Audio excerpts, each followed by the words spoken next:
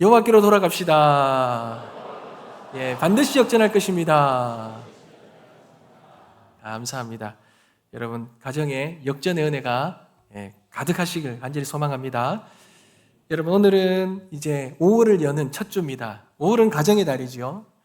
여러분 특별히 오늘은 어린이 주일로 우리 자녀들을 위해서 기도하고 그렇게 축복하는 그러한 날입니다. 여러분 하나님께서 우리에게 직접적으로 만들어주신 두 가지 공동체가 있습니다. 그 중에 하나가 가정이죠. 하나는 교회인데 특별히 이 가정은 하나님께서 처음으로 세우신 공동체입니다. 그러니 역사가 엄청 오래됐죠. 이 가정 안에서는 하나님께서 우리 인간이 그 가정이라는 아주 친밀함 속에서 이 세상 그 어디에서 누릴 수 없는 사랑과 신뢰의 자리, 은혜의 자리로 만들어주신 공간이 이 가정이라는 거예요. 그러니 가정만큼 사랑이 넘치고 신뢰가 가득한 곳이 없다라는 것입니다. 그런데 여러분, 동시에 가정은요, 그런 은혜의 자리이고 공간이기도 하지만 가장 깊은 상처가 자리하고 있는 곳이 가정이기도 하죠. 사랑했기 때문에 더 아프고 기대했기 때문에 더 상처받는 곳이 가정입니다. 부모와 형제 간에, 이 자녀와 부모 간에 그 말 한마디, 그런 갈등들, 그런 것이 오랫도록 사라지지 아니하고 우리들의 마음을 아프게 하는 그런 상처를 남기는 곳이 가정이기도 하다라는 거예요. 여러분 어떤 상처는요, 시간이 흘러도 치유되지 않습니다. 어른이 되어서도 우리 안에 여전히 아픔으로 남아있죠. 여러분 오늘날 우리 성도님들의 가정도 예외가 아니잖아요. 이 가정 속에서 받은 상처와 아픔이 얼마나 큰지 모릅니다.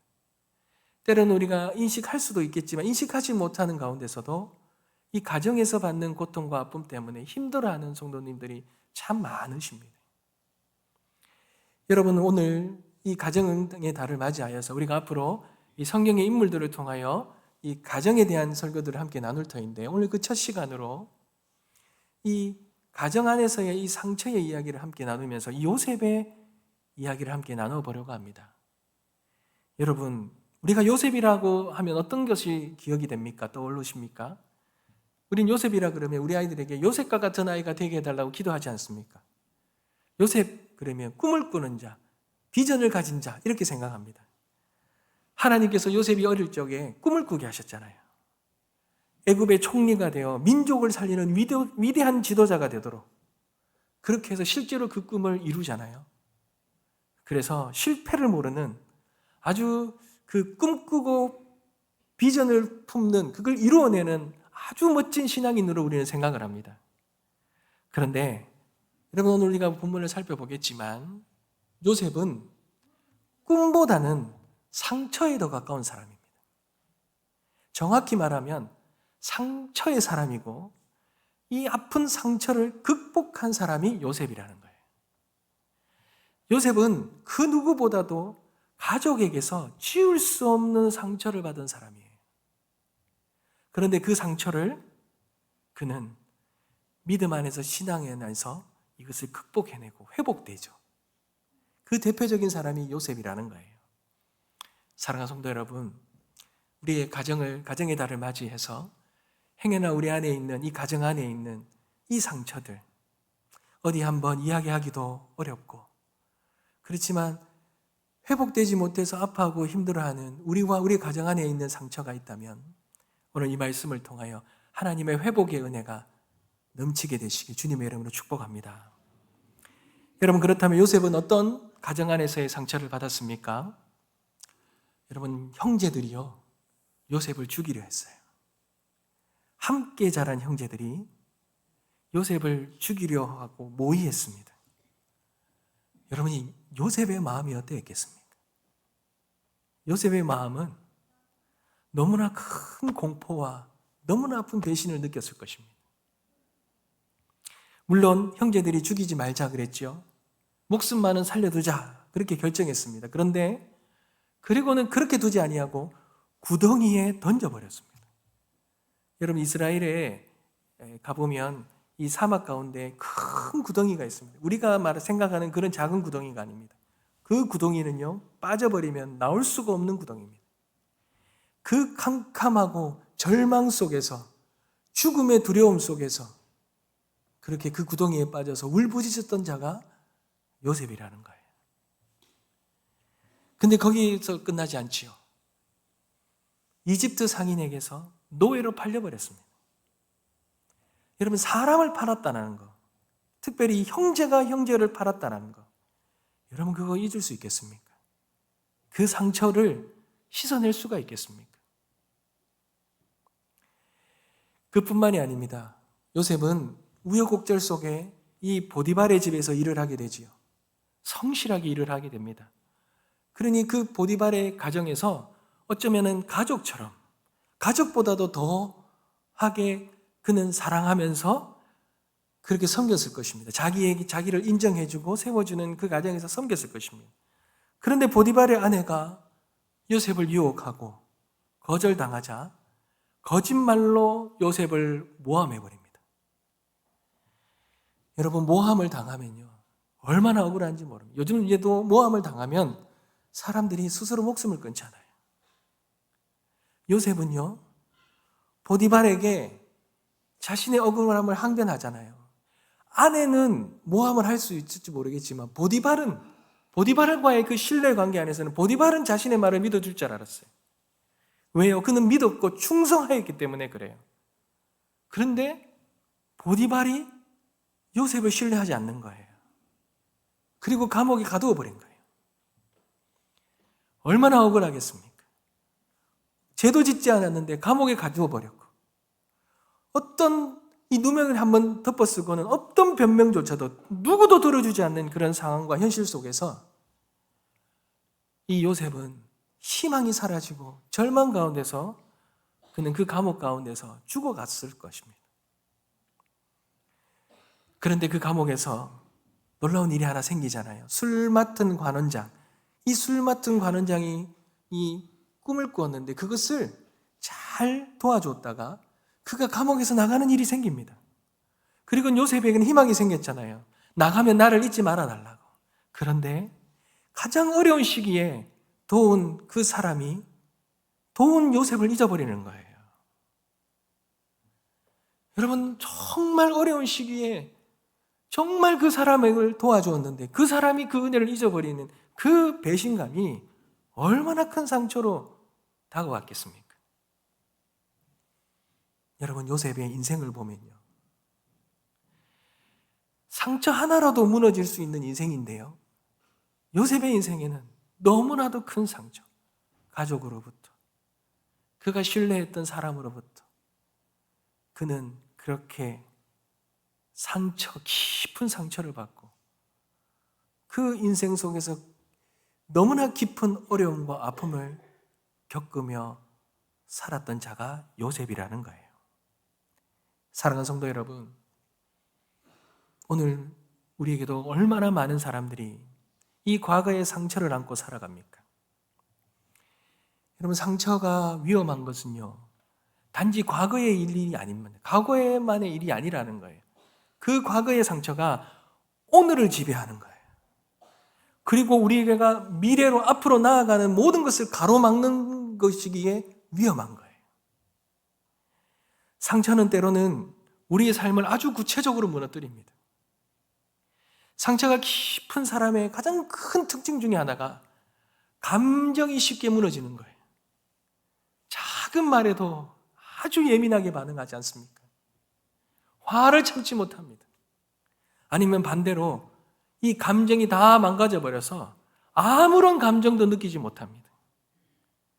기쁨이 메마르고 깊은 우울 속에서 무기력하게 살아갑니다. 여러분, 어떤 사람과 관계하는데요, 보통의 사람들과의 반응보다 조금 과하거나 부족하게 예민하거나 하잖아요. 그러면 그 모든 것의 안에 이면에는 상처가 다 있는 거예요. 여러분, 신뢰했던 사람에게 상처를 받아버리면 어떻습니까? 그 사람은 다른 사람의 모든 관계에서도 믿지 못합니다. 끊임없이 불신과 거리감이 있어서 가까워질 수가 없는 거예요. 관계가 원활해질 수 없는 거예요. 사람들은 다 똑같다는, 어차피 나는 또 배신을 당할 거라. 이런 마음으로 어떻게 여러분 다른 사람과 소통을 하고 친밀감을 가질 수 있겠습니까? 상처는요, 다른 사람에 대한 생각만이 아니라 나 자신에 대한 생각도 왜곡시켜 버리잖아요. 나는 실패자야. 나는 쓸모없는 자야. 내가 잘못해서 이런 일이 생긴 거야. 이런 자기 비난, 자기 비하가 하나님의 형상으로 지음받은 이 존재로서의 나의 이 존귀함, 이 모든 자존감을 다 망가뜨려 버리는 것입니다. 사랑하는 성도 여러분, 그러니 이런 상처를 안고 있으면 우리가 어떻게 오늘의 이 현재를 사랑하며 살아갈 수 있겠습니까? 미래를 기대하며 나아갈 수 있겠습니까? 과거에 묶여 있는 거예요. 그 해결하지 못하니 그 과거에 묶여 있는 거예요. 오늘을 붙들지도 못하고 내일을 꿈꿀 수도 없고 우리는 그렇게 상처에 눌려서 꼼짝달싹할 수 없는 그런 상태 가운데서 살아가게 된다는 것이죠. 어떤 사람은요, 이런 현실을 외면하려고 중독에 빠지잖아요. 게임이나 SNS나 쇼핑이나 알코올이나 무언가 중독에 빠지는 걸 보면 그 안에 내면에 상처가 있는 것이죠. 여러분, 특별히 우리 신앙인들에게도 이 신앙생활 중에 겪는 이 상처도 매우 심각하죠. 하나님께 실망한 경험이 있습니까?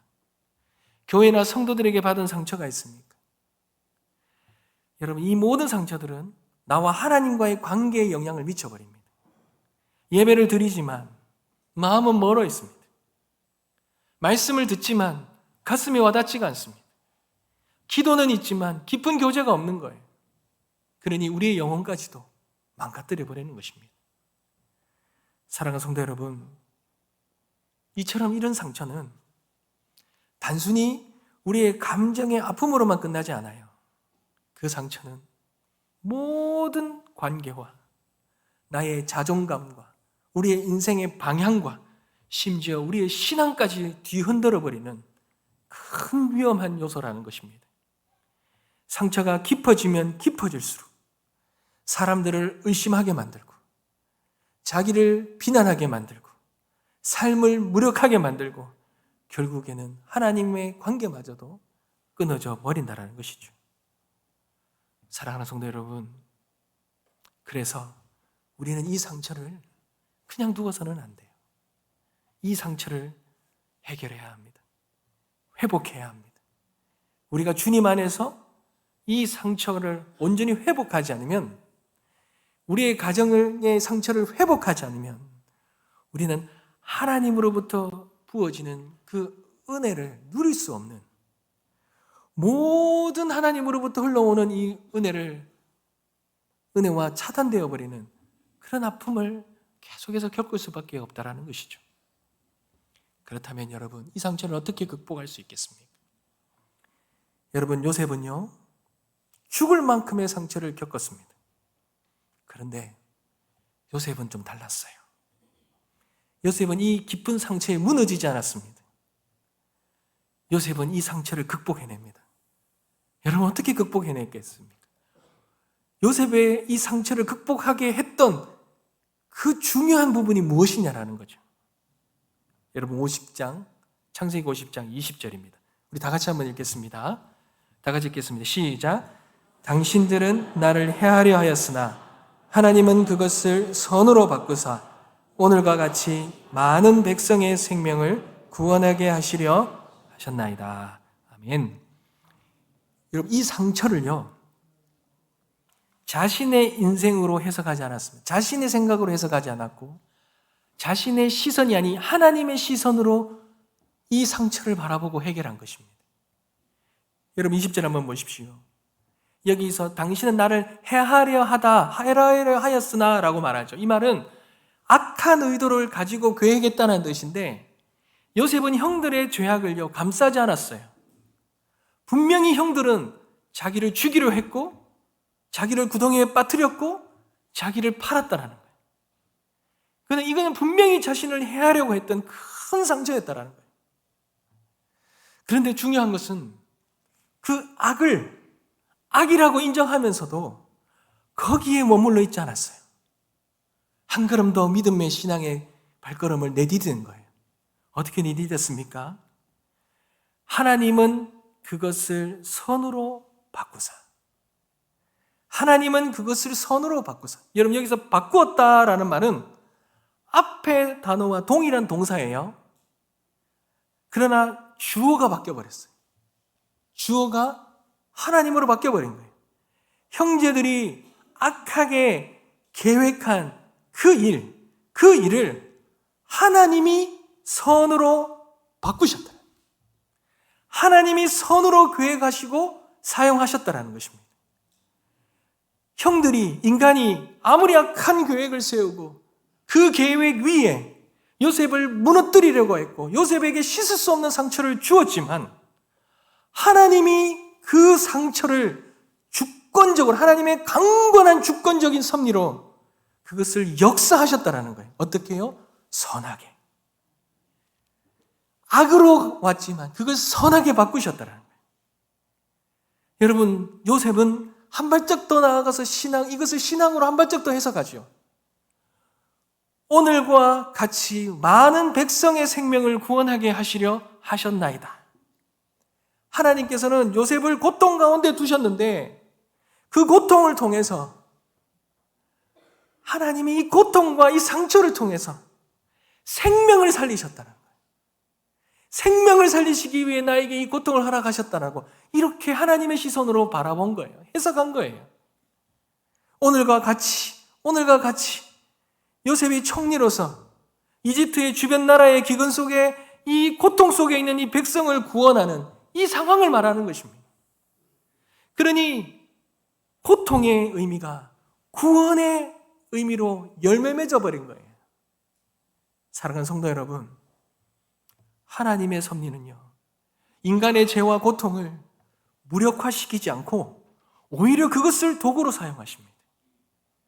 상처가 은사가 된다는 말이 있지 않습니까? 사람을 살리는 은사가 될 수 있다라는 거예요. 하나님은 인간의 그 인간의 악함이 그것이 인간에게 가장 깊은 상처로 그렇게 역사하지만 그러나 하나님은 더 크고 깊은 하나님의 그 주권으로 그 악을 선으로 바꿔버리신다는 거예요. 그것이 하나님이 하시는 일이라는 거예요. 하나님의 능력이라는 것입니다. 여러분, 요셉은 분명히 피해자였어요. 그런데 그 고통의 자리에 머물지 않고 그 상처를 붙들고 주저앉아 버리거나 절망하지 아니하고 그 아픔을 주님 앞에 가지고 가서 주님의 시선으로 그 모든 것을 해석할 때 하나님께서 놀라운 회복과 용서와 생명의 은혜를 허락하셨습니다. 사랑하는 성도 여러분, 요셉은요, 자신의 인생에서 상처를 주었던 사람들을 바라보지 않았어요. 그 상황 자체만을 그리고 해석하지도 않았습니다. 거기에 머물러 있지 아니하고 그 모든 아픔 너머에 계신 주님의 시선, 주님의 손길을 바라본 자가 요셉입니다. 그리고 요셉은 놀라운 고백을 하는 거예요. 내 인생을 결정하는 건 사람들이 아니다라는 거예요. 환경도 아니라는 거예요. 나에게 처한 억울한 일도 아니라는 거예요. 요셉의 인생을 결정짓는 자는, 요셉의 인생을 해석하는 자는 하나님이시라는 거예요. 이 고백이 요셉이 무너질 수밖에 없는 그 상처 중에서도 붙들었고 이 상처를 은혜의 도구로 바꾸어서 그의 인생을 복되게 한 너무나도 은혜의 중요한 포인트라는 것입니다. 사랑하는 성도 여러분, 요한복음 9장에 보면 날 때부터 앞을 보지 못하는 맹인의 이야기가 나오지 않습니까? 당시 유대인들은요, 그가 태어날 때부터 앞을 보지 못하는 이유를 두 가지를 들었어요. 너의 죄나 아니면 너의 부모의 죄라고 여겼어요. 여러분, 이게 뭔지 아세요?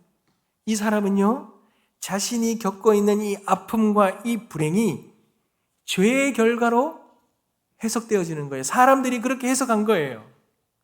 너는 날 때부터 앞을 보지 못한 이 모든 것들은 너는 죄인이어서 그래. 너는 죄인이야. 너가 알지 못하고 내 부모가 알든 못하든 지은 죄 때문에 너가 그런 끔찍한 고통을 겪고 있는 것이야. 이 낙인으로 그는 운명적인 상처 가운데서 평생 그렇게 살아갈 수밖에 없는 존재였죠. 사람의 그 해석이 그를 죽인 거예요. 그러니 그는 평생 동안 하나님 앞에 해결할 수 없는 질문, 풀리지 않는 질문을 던지며 살았을 것입니다. 하나님, 왜 나는 이 모양으로 태어나게 하셨습니까? 하나님, 왜 나는 볼 수 없습니까? 왜 다른 사람과 같은 삶을 살 수가 없습니까? 하나님, 나는 왜 이런 고통과 아픔을 겪으며 살아가게 하십니까? 그는 풀리지 않는 그 사람이 주는 해석을 가지고 그는 그렇게 살았을 것입니다.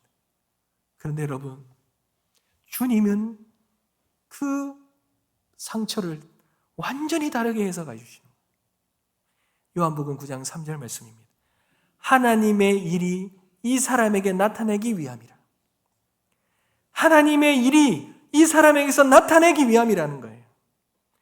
빛 가운데 오신 주님, 그 빛으로 오신 주님을 증거하기 위해서 보이지 않는, 볼 수 없는 자가 주님을 만나고 빛을 보고 빛으로 오신 주님을 증거할 수 있도록 그 일을 위해서 주님이 그의 그 아픔과 상처를 주셨다는 거예요.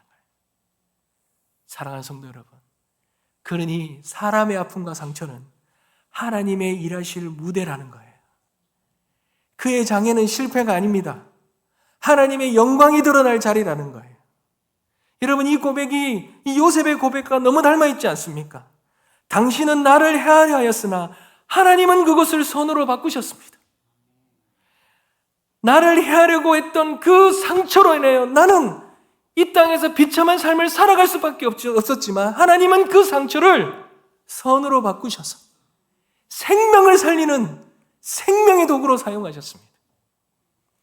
그 상처 너머에 있는 그 하나님의 손길, 그 하나님의 일을 보는 시선으로 바라볼 때 그 삶이 새롭게 정의되어지고 새롭게 해석되어지며 회복의 은혜가 일어나게 된 것이지요. 사랑하는 성도 여러분, 상처를요, 내 눈으로 보면 고통이지만, 수치이지만, 포기해야 될 이유가 되지만, 그러나 하나님의 눈으로 보면 하나님의 일하시는 자리이고 하나님의 영광이 드러날 무대이고 회복과 기적의 시작점이 되는 것입니다. 요셉이 그랬고 날 때부터 맹인된 자도 그랬던 것입니다. 그렇다면 우리의 상처도 마찬가지지 않겠습니까? 우리도 피할 수 없는 상처를 안고 살아갑니다.